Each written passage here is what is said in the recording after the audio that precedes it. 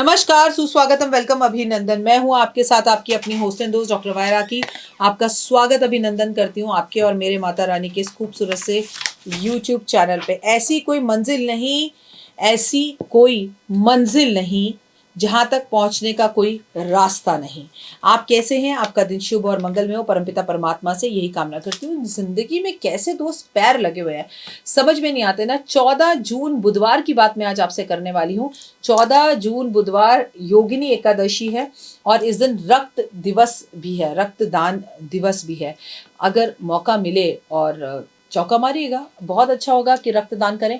और मेरा मानना है स्त्री हो या पुरुष हो, उसे जीवन में एक बार रक्तदान जरूर करना चाहिए। देखिए, मैं झूठ नहीं बोलूँगी आपसे, अब तो रक्तदान करे हुए ज़माना हो गया। इनफैक्ट जब देव मेरे पेट में था तो मेरे खुद में ही शरीर में रक्त बहुत कम था। लेकिन अब मैं अपना बहुत ध्यान रखती हूँ। मैं चुकंदर खाती हूँ, मैं अनार खाती हूँ ताकि रक्त की कमी ना रहे। और मैंने भी अपनी ज़िंदगी में एक बार रक्तदान किया था, लेकिन हॉस्टल में किया था। जब मैं हॉस्टल में पढ़ती थी तो मेरी फ्रेंड का एक एक्सीडेंट हो गया था और उसका मेरा ब्लड ग्रुप मिल गया था और उसे खून की ज़रूरत थी। और हम भी बहुत ही छोटे थे, 9th-10th में पढ़ते थे और जोश जोश में मैम मेरा खून ले लो, मैम मेरा खून ले लो। मतलब मैम तो नहीं बोलते थे, जी जी जी जी जी जी बोलते थे। तब अपनी फ्रेंड की मैंने मदद की थी, लेकिन ना तमीज़ थी, ना अक्ल थी, ना धेला था, ना समझ थी। लेकिन तब भी एक बड़ा सुकून मिला था। और उसके बाद मज़ाक-मज़ाक में जब हम हॉस्टल में साथ रहा करते थे तो एक-दूसरे को बोलते थे, अब तो हमारा खून भी एक है, अब तो हमारा खून का रिश्ता है, अब तो हम खून की बहनें बन गए हैं। और बड़ा मज़ा आता था और ऐसे खून एक-दूसरे को देने से रिश्तों में भी बड़ा प्यार आया हम दोनों के और बहुत अच्छी दोस्ती रही हमारी। लेकिन किसी वजह से उसे किसी लड़के से प्यार हुआ और घरवालों ने शादी के लिए मना किया, तो उस इडियट ने, उस बेवकूफ़ ने सुसाइड कर लिया। था प्यार का ऐसा जज़्बा भी हुआ करता था। और जब ये बात मुझे पता चली तब मेरी तो शादी हो चुकी थी और उसकी नहीं हुई थी क्योंकि उसकी लव मैरिज में प्रॉब्लम हो रही थी। कई दिन तक वो मेरे सपने में भी आती रही, बहुत तकलीफ़ हुई। और I am really missing you Ritu. Ritu Jain नाम था उसका और मैं उसे आज भी बहुत मिस करती हूँ और अभी भी आपको बोल रही हूँ तो मेरे रोंगटे खड़े हो रहे हैं, क्योंकि कुछ चीज़ें ज़िंदगी के अंदर ऐसी होती हैं कि मैं आपको क्या बताऊँ। अब देखिए, पता नहीं शायद मैंने सुसाइड करना था, मैंने उसे खून दिया और बहुत अच्छी हमारी दोस्ती हो गई। साथ हम पढ़े, 9th से लेके हमने 12th क्लास तक साथ करी। फिर वो हॉस्टल से चली गई और फिर उसको अपने खुद के मामा के बेटे से प्यार हो गया, जो कि एक्चुअली उसका कज़न था। मतलब ब्रदर ही हुआ ना एक तरीके से। फैमिली वालों ने इस बात के लिए माना नहीं, तो हम बातें करते रहे, खतों से एक ज़रिए एक-दूसरे के साथ रहे। उस ज़माने में फ़ोन तो नहीं हुआ करता था। हॉस्टल छोड़े अब ऋतु को काफ़ी साल हो चुके थे, लेकिन फिर पता चला। तो ये जो मैंने आज आपको कहानी बताई रक्तदान की, पता नहीं कब कौन-सी मुसीबत हमारी कहाँ चली जाए, कहाँ निकल जाए, पता नहीं वो मेरी दोस्त मेरी बलाएँ ले गई या क्या हुआ, रीज़न ये नहीं है। लेकिन जीवन में रक्तदान करने से मंगल ग्रह बहुत अच्छा होता है, इसीलिए आपको अपनी लाइफ़ में एक बार तो रक्तदान ज़रूर करना चाहिए। अब आप में से कितने लोगों ने एक बार एटलीस्ट रक्तदान किया है, ये ज़रूर बताएँ। और कौन ऐसे-ऐसे महान भी होंगे जो बार-बार करते होंगे, क्योंकि लड़कों को तो रक्तदान करने से कोई फ़र्क पड़ता नहीं है, हालाँकि महिलाओं को बहुत ज़्यादा फ़र्क पड़ता है। तो रक्तदान आप करते रहें और दुआओं में रहें। आज योगिनी एकादशी है। एकादशी की तिथि के बारे में आप सब जानते हैं कि श्री कृष्ण की इस एकादशी पे पूजा की जाती है, विष्णु की पूजा की जाती है, एक ही बात है। और ये तिथि जो है विष्णु जी को समर्पित है। इस दिन हम नियमित रूप से उनके उपाय करते हैं, पूजा करते हैं, आराधना करते हैं। सुबह जल्दी उठिए, इस दिन चावल नहीं खाए जाते, भगवान को जो है पूजित किया जाता है। और अगर एकादशी की तिथि हो और वो भी बुधवार और बुध इस साल का राजा हो तो ओए होए, अपने आप में ख़ास बात हो जाती है।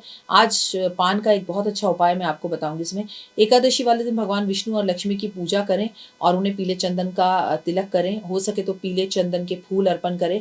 पीले पीले केले का पीले पीले आम का भी भोग उन्हें ज़रूर लगाएं और गुलाब के फूल उन पर अर्पण करें। और स्वयं भी आप पीले चंदन का तिलक ज़रूर करें, इससे आपको बहुत लाभ होगा।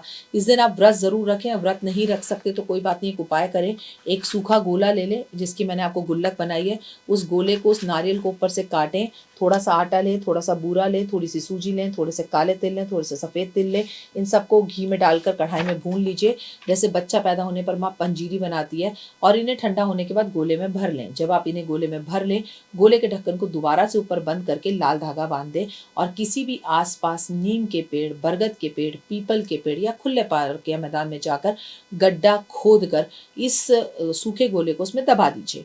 और दबाते वक्त आपकी जो इच्छा है, आपकी अगर नकारात्मकता है तो बोले मैं मैं अपनी नेगेटिविटी, अपनी बीमारी, हारी और कष्ट तकलीफ़ों को यहाँ दबा के जा रहा हूँ, और अगर कुछ पॉजिटिविटी की भगवान मेरा ये कार्य कर दो तो वो बोलिए और मिट्टी वापस से ढक दीजिए। 24 घंटे 48 घंटे जो कीड़े मकोड़े हैं, इन फिर जो जो आपका गोला है इसे खाते रहेंगे, और आपका 24 घंटे का ये दान माना जाएगा, और इससे आपको काफ़ी लाभ होगा, आपकी हर इच्छा पूर्ण होगी। और घी ज़रूर, देसी घी ज़रूर डालिएगा।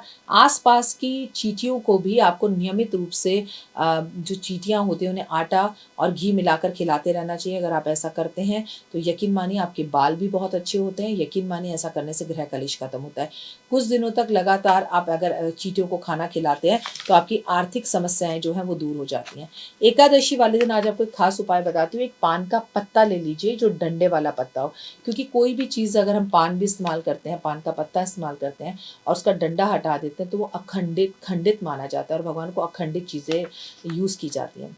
अब आप एक कुमकुम लीजिए और कुमकुम से इसके ऊपर श्री लिखिए, और अगर आप चाहें तो 108 पान के पत्ते ले सकते हैं, आप चाहें 54 पान के पत्ते ले सकते हैं, आप चाहें 4 पान के पत्ते ले सकते हैं, आप चाहें 8 पान के पत्ते ले सकते हैं।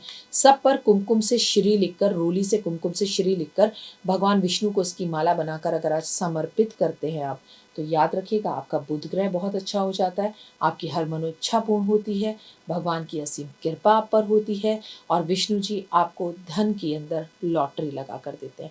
बहुत ही अचूक और खूबसूरत उपाय है। अगर आप ऐसा करते हैं तो ज़िंदगी में आगे बढ़ते हैं। लेकिन अगर आप विदेश में रहते हैं कि पान का पत्ता तो हमें नहीं मिलेगा, तो कोई सफ़ेद प्लेन कागज़ लेकर उसकी माला बनाकर अपने घर में भगवान को अर्पण कर सकते हैं।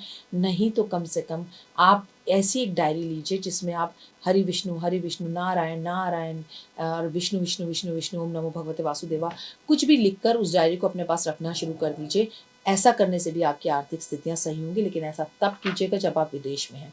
अगर आपको नौकरी में प्रमोशन चाहिए, बिजनेस में अगर आपको तरक्की चाहिए, अगर आप चाहते हैं दरवाजे आपके खुले, तो एकादशी वाले दिन भगवान विष्णु को नारियल का सूखा गोला नहीं, नारियल जो माता रानी को अर्पण करते हैं उसका और बादाम का भोग लगाएं और अपनी ज़िंदगी में बदलाव आप खुश देखें। पूजा के बाद भगवान विष्णु की आरती आज के दिन जरूर करनी चाहिए। कहते हैं आज एक पानी वाला नारियल अपने सर पे एंटी क्लॉकवाइज 7 बार घुमाकर आपको नीम के पेड़ के नीचे रखकर आ जाना चाहिए। नकारात्मकता दूर होती है। लगातार एकादशी पर अपनी इच्छा को भगवान को बार बार उनके समक्ष रखना चाहिए और बोलना चाहिए। आपको एकादशी पर चावल नहीं खाने चाहिए, पर चावल का दान करना चाहिए। इस दिन आपको अपने प्रिय मंत्र ओम नमो भगवते वासुदेवा का जाप जरूर करना चाहिए। इस दिन कमलगट्टे की माला जरूर पहननी चाहिए। इस दिन कमलगट्टे की माला पर जाप जरूर करना चाहिए।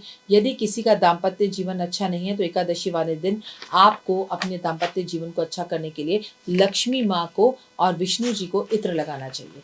लेकिन अगर आपकी दाम्पत्य जीवन में संतान ही नहीं है तो गोपाल जो सहस्त्र नाम का गोपाल यंत्र की स्थापना अपने यहाँ पर करें।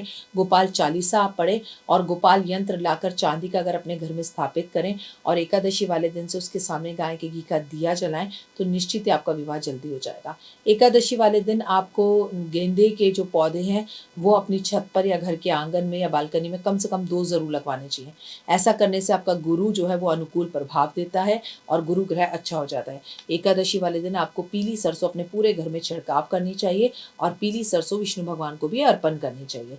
आपको घर के पौधे के अंदर जो है खासकर तुलसी के पौधे के अंदर आपको ईशान कोण में या उत्तर पूर्व दिशा में रखना चाहिए। इसके आगे दिया जलाना चाहिए, परिक्रमा करनी चाहिए और ओम नमो भगवते वासुदेवा का जाप करना चाहिए।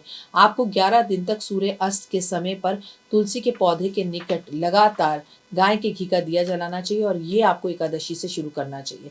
आपको सुबह जल्दी उठना चाहिए और किसी भी मंदिर में जाकर पीपल के पेड़ और बरगद के पेड़ के पास बैठकर गायत्री मंत्र जाप करना चाहिए। लेकिन क्योंकि इस दिन बुधवार का दिन है इसलिए इस पेड़ को छू नहीं सकते। और ये बात याद रखिएगा कि दीपक आपका हो तो माचिस भी आपकी हो, घी भी आपका हो, सब कुछ आपका हो तो ज़्यादा बेहतर रहेगा और इसके रिजल्ट्स आपको कई गुना मिलेंगे।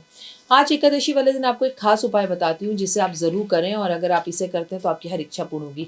आज एक मटका लें और उस मटके के अंदर पानी भरकर उसमें थोड़ी चीनी डालकर और आप इसके अंदर इसके ऊपर तरबूजा, आम, खरबूजा या केले या लीची कोई भी चीज़ रखकर मंदिर में दान कर आए। ऐसा करने से आपके पितृ दोष से आपको निवारण मिलेगा। आपके पितृ अगर नर्क में बैठे हैं या किसी ऐसी योनि के अंदर हैं जहाँ वो बड़ा कष्ट भोग रहे हैं, तो उस योनि से उनका छुटकारा होगा और आपको इसके पॉजिटिव 100 आउट ऑफ 100 रिजल्ट्स मिलेंगे और लाइफ के अंदर सुकून आना शुरू हो जाएगा। मैं हूँ आपके साथ आपकी अपनी होस्ट दोस्त डॉक्टर वाय राखी। इस वक्त आप अपना और मेरा दोनों का यूट्यूब चैनल देख रहे हैं और हम आपसे एकादशी की बात कर रहे हैं। आज रक्तदान शिविर है।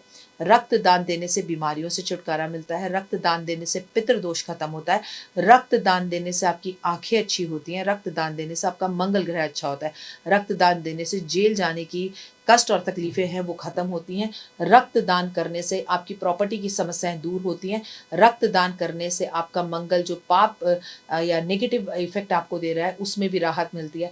रक्तदान करने से अगर आप मांगलिक हैं और इस वजह से आपकी शादीशुदा जिंदगी में परेशानी आ रही हो वो भी सही होता है। रक्तदान देने की वजह से अगर आप मांगलिक हैं और आपका विवाह नहीं हो पा रहा तो विवाह भी हो जाता है। मतलब ये जादुई उपाय आपको करने हैं और ये जादुई उपाय निश्चित रूप से आपकी ज़िंदगी को 100 आउट ऑफ 100 बदल देंगे, क्योंकि आज एकादशी भी है और आप कुछ भी ना करें, आप व्रत भी नहीं रखते, तो कम से कम एकादशी वाले दिन ये एक छोटा सा उपाय कर कर अपनी ज़िंदगी में काफ़ी बदलाव ला सकते हैं। अगर आज आपके अंदर कोई भी नकारात्मकता है, नकारात्मक सोच है और उसको आपको पॉजिटिव करना है और कष्टों और तकलीफ़ों से बचना है, तो आज अपनी उस नेगेटिव सोच को कपूर के इतने बड़े टुकड़े पर अपनी सारी परेशानी को काले रंग के पेन से लिख कर और आज उसे शाम को 6:30 से 9:30 के बीच में बैठकर घर के बाहर बालकनी या छत पर जला दीजिए और जब वो जल रही हो तो ज़ोर ज़ोर से ताली बजाकर भगवान का धन्यवाद करते हुए कहिए कि हे भगवान, मेरी तकलीफ़ ख़त्म हो गई, मेरी तकलीफ़ ख़त्म हो गई, मेरा कर्जा उतर गया, मेरा ये कष्ट ख़त्म हो गया, मेरी ये बीमारी ख़त्म हो गई। और ऐसे माइंड ब्लोइंग रिजल्ट्स आपको मिलेंगे जो मैं आपको सपने में नहीं बता सकती। बहुत ही अच्छा दिन है आज का और ये उपाय करिए और अपने जीवन में परिवर्तन लाइए और भगवान का लाखों लाखों हज़ारों हज़ारों बार धन्यवाद कीजिए। कमेंट्स में जय माता दी ज़रूर लिखिएगा। कैसे हैं आप ये भी बताइएगा। अपने परिवार का ध्यान रखिएगा। मेरा परिवार अपना ध्यान रखे, ये डॉक्टर वाय राखी आपसे कहती है। जय माता दी लिखना बिल्कुल ना भूलें।